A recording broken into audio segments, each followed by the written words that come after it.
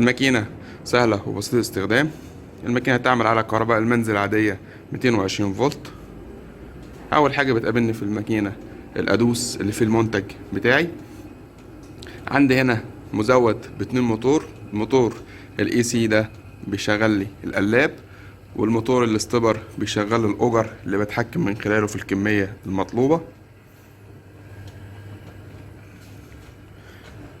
وده الرول بتاعي اللي بفصل منه الكيس لحام رباعي. عندي هنا السخانات الرئيسية بتلحم لي جنب من الكيس، الناحية التانية الرأس التاني بيلحم لي الجنب التاني، وعندي السخانات الأفقية بتلحم لي الناحيتين بحيث الكيس يطلع ملحوم رباعي.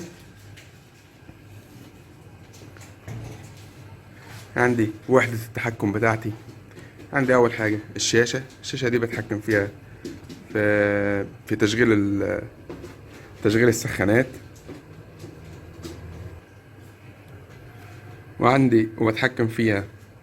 بتحكم من الشاشة في تشغيل السخانات، وبتحكم في طول الكيس بتاعي.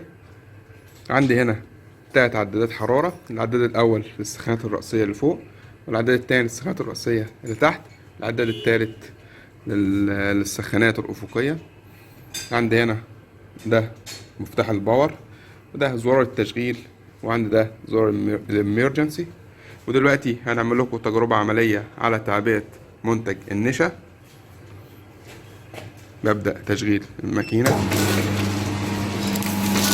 ادي شكل المنتج بتاعي وهو نازل.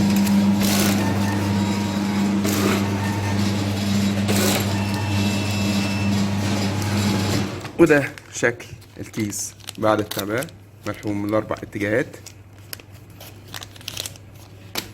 الماكينة سهلة وبسيطة الاستخدام. الماكينة تعمل على كهرباء المنزل عادية 220 فولت.